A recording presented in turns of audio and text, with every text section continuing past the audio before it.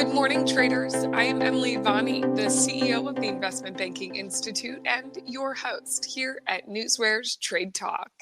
Joining me is trading anchor Bill Olson, who brings more than 30 years of institutional trading experience to our program.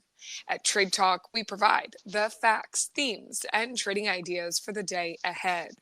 Today is Tuesday, June 4th. Today's market moves follow a mixed day on Wall Street yesterday to start the week and the month. The S&P 500 and NASDAQ climbed back from early session lows to end in the green. The S&P 500 added 5 points or 0.11%. The NASDAQ gained 93 points or more than 0.5%. The Dow gave up 115 points or 0.3%. Bill, let's get into today's action with what is happening in the markets this morning. Hi, yes. Good morning, Emily. How are you? I'm watching the S&Ps. S&Ps are pointing negative. We're down 0.48%. That's about 0.5%. So, we're likely going to have a lower opening today. And really the negative sentiment this morning, it's kind of still due to yesterday's PMI reading, which was weak. I mean, we're seeing weakness in the autos and the banks and the oil stocks, and even tech stocks are trading a little lower. Last night overnight we had a big sell-off in India. India dropped hard last night, but that was due to election. Okay, that was due to the country's political issues, and it's very likely contained. It's not going to spread anywhere out there, and it's temporary. I wouldn't really worry and start concerning that this is going to infect other markets. India's issue is really just due to the election. This morning today, hey, you got a couple economic data points, but I think the key one's going to be the JOLTS report that's coming out 30 minutes after the market opens. I mean, the fact of the matter is the Fed does look at this. They do cite that they do look at job openings. And, it is expected to come in a little weaker. And remember, this is a month lag report. So, it's April data. What else? Tomorrow we got a monetary policy meeting due up from Canada. Thursday we got the ECB meeting statement coming out. We got a lot of good earnings coming out after the bell today. But let's take a look at the overseas markets. We're looking at the DAX. The DAX is down 135 points or 0.73%. Now that's a big drop, but it was down over 200 points. It was down over 1%. So it has come back a little bit. The FTSE on the other hand is down 29 points, 0.35%. The CAC is down 31 points or 0.4%. Realistically in France, you're seeing in France and in London, the energy stocks are really weak. BP, a European, a London-based stock, they got their credit rating lowered to stable from positive by S&P. They're concerned about their buyback plans and not being able to pay their debt.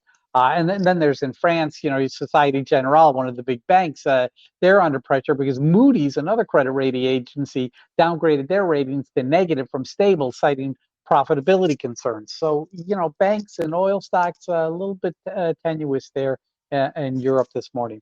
Now we're looking last night in Asia. Asia was a mixed bag, honestly. It was really looking for a catalyst, and because it was concerned about India, but India wasn't really putting the pedal to the metal to push prices higher. The Nikkei in Japan did drop 85 points or 0.22%.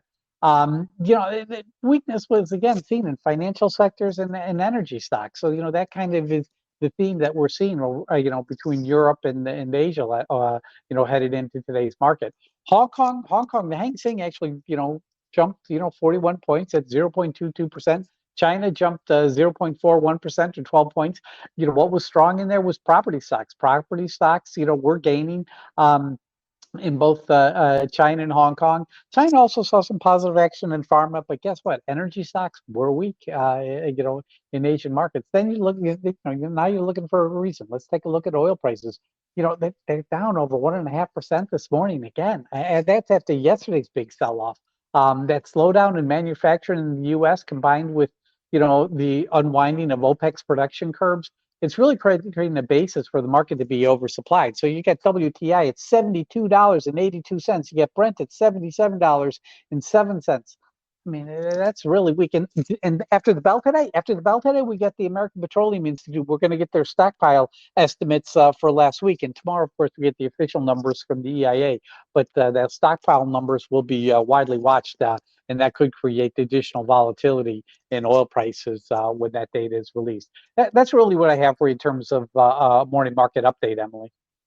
Bill, in that opening, you did mention a couple of things, including some economic data we should be keeping an eye on. Just as yesterday, as you mentioned, that PMI data sort of, was swaying the markets. We're going to keep watching economic data throughout the week. You also mentioned some interesting earnings coming out, so we're going to start there. Why don't you give us a rundown of what we should be watching when it comes to earnings action? Let's talk about what happened last night. Health equity ticker HQI, Henry, Quinton Yellow, stocks up 4.46% this morning. They beat by 14 cents, and they did that on higher revenue. Then you look at GitLab. GitLab beat by 7 cents, and they did that on higher revenue, but GitLab's down 1.76%. You know what? The street didn't like the guidance. They were expecting, they weren't aggressive enough with their guidance, is kind of the feeling. They felt it should have been, a better guidance, but they did beat on higher revenue. I mean, it's sometimes the street has different ideas. Then you get Bed and Body Works, ticker BBWI, Boy William India. That stock's down 7.37% this morning off of the earnings announcement. Upcoming, this afternoon we got CrowdStrike, ticker CRWD. Their EPS is 89 cents, 0.89. Expected move is 12%.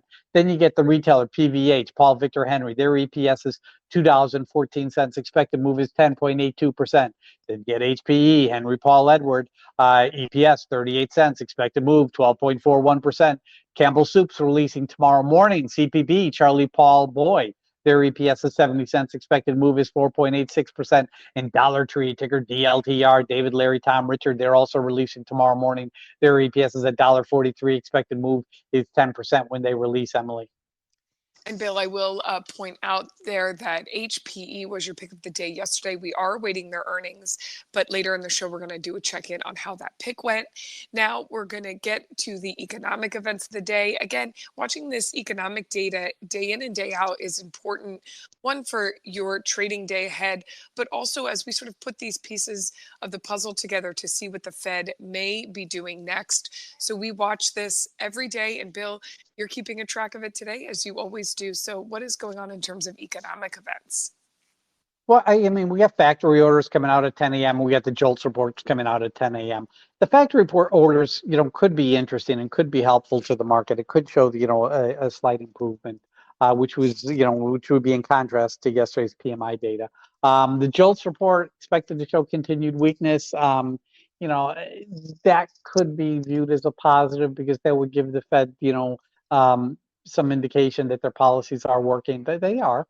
I see that Janet Yellen, Treasury Secretary Janet Yellen, she's going to be testifying in front of the Senate Appropriations Subcommittee hearing today. There could be some interesting commentary coming out of that. But that's really what I have for you in terms of economic data happening today, Emily.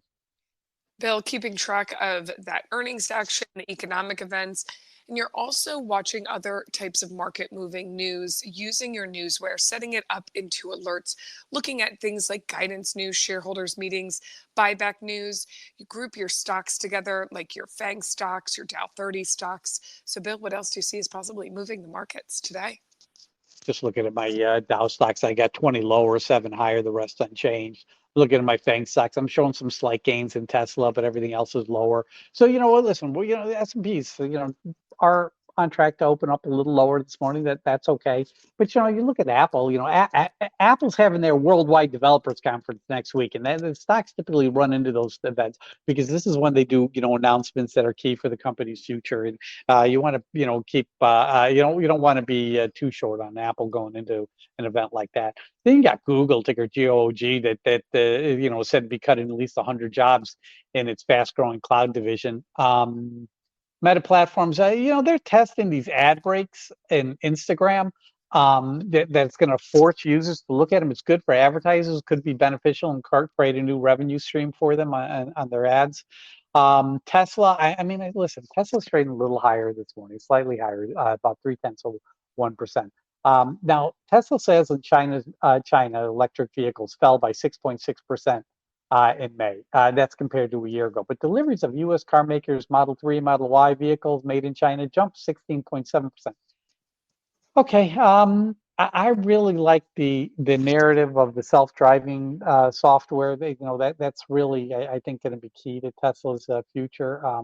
The sales of the vehicles it seems to be taking a backseat to the future developments by the car maker. So let's keep an eye on both. But that's the self-driving is a big deal. What else do we have? Let's talk Dow Jones 30 stocks. Intel, ticker INTC. Stocks trading higher by 1.5% this morning. They're releasing their next generation Xeon server processors, putting them in real competition with AMD, Visa. We got Visa, Palo Alto Networks, Western Digital, Lam Research, and Centennial, all presenting today at the Bank of America Tech Conference. And Boeing, ticker BA. Boy, Apple shares are trading higher by 0.5% this morning. They're said to be in negotiation. They're said to be in talks with Turkish Airlines for a jet order of about 250 planes. So that's keeping the shares of Boeing moving higher this morning. Now we're talking guidance. Health Equity, ticker HQY, Henry Quinton Yellow. They raised their full year 2025 EPS view to $2.93 to $3.10. Street estimate had it at $2.90. That's a nice uptick. GitLab, ticker GTLB, they see second quarter guidance coming in 9 to 10 cents. Street estimate was 5 cents, and they wanted more than that. Wow. Philip Morris, ticker PM, Paul Michael, they're back in their full year 2024 EPS guidance. Excluding currency, they think they're going to come in $6.55 to $6.67. Street estimate is $6.30. That's an uptick. Shareholder events going on. We got to keep an eye on shares of Cisco, CSCO, Charlie Oscar. They're holding an investors day today that's going to be starting at 1 p.m. Eastern time. In terms of buyback news, I see a small one. Lithia Driveway, that's ticker LAD, Larry, Apple David, they boost their shareholder stock repurchase plan by $350 million. That's all I'm seeing in terms of news hitting the tape in the pre-market, Emily. This is the type of data that Newsware delivers daily. It's factual, it's market moving, and our alerting functions bring it to your attention as it happens. Go to www.newsware.com now and sign up for the trial and see for yourself the benefits that professional Newswire delivers. It is now that time of the show for the Trade Talk pick of the day. Bill, what is your pick of the day today? Go with Ollie's Bargain Ollie's Bargain Outlet, ticker OLLI, Oscar Larry India. Okay, now the earnings are due out tomorrow morning, and the EPS is 65 cents, and the expected move is 8.91%. You're looking at yesterday's option volume. We saw 811 calls traded versus 628 puts. Positive. You got the open interest, 6,490 versus 4,190. Again, that's positive. So that's good. Now the major brokers are mostly positive on the stock. We're seeing price targets increasing on all of them, except one had a price decrease. So it's not hitting all of my check marks, but in totality, this is the best pick of the bunch. So I have to go with it. Now, stock's really been on a run since it announced that it's acquired 11.99 stores last month. That's a little, they got it for a bargain price. Part of their name. But hopefully that they're not taking on too much debt with this. And I do think that this morning's, indications of a negative of a weak opening is going to create a buying opportunity for me. I do like the fact that last quarter in the statement, the CEO said, hey, looking ahead, we feel good about our underlying business trends and the growth opportunities in front of us. Investments in people, process, and systems are driving productivity across the business. I mean, that's kind of what I see. And when they start giving credit to the people, that's typically a good indication that things are going well. Now, in terms of an entry price, I'm going to say 82.75 to 83. I'm really hoping for some weakness this morning. I'm looking at the bid offer this morning, 78.70 to 85. That's really wide. That's why I'm saying 82.75 to 83. It's too hard to tell just now. It's not a widely driven stock. It is held by a lot of big institutions, but I do think if we can get in under 83, we do have a chance for a good gain today. Ollie's Bargain Basement, ticker OLLI. If I get out with 1% today, I will be doing that. But that's my pick of the day, Emily. Ollie's Bargain Outlet. It is, again, you're looking for a bargain there on that one, and then to get your gain from there. And coming up, we're going to see how June started off with your pick of the day. You had that great month of May, basically a 100% winning picks. So we're going to see if the streak keeps going in just a moment. So coming up, we will do that recap. So stay with us. But first, let's take a look at the current breaking headlines that have hit the tape in our hot off the press segment. Bill, take it away. Apple X-Ray AX. This is Axios financial stocks down hard after Hindenburg publishes them in a short report. Stock was down, 18%. Ooh, that's ugly. Salesforce is weak, down 1.21%. Bank of America is out there, talking about the fragility of the market. It's got to be a little concerning. Citibank is as well. Goldman's also saying the key is geographic exposure to combat market concentration. Viking, ticker VKTX, Victor Kilo Tom X-Ray, they showed efficiency in their phase 2B NASH study. That's positive.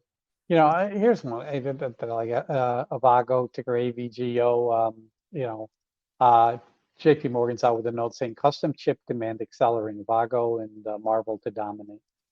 Makes sense to me. That makes sense. Yeah, people are going to be paying a lot of attention to CrowdStrike's earnings. That thing's going to move after the earnings are made. The open interest is negative on the elevated put volume on the open interest. Has me concerned there.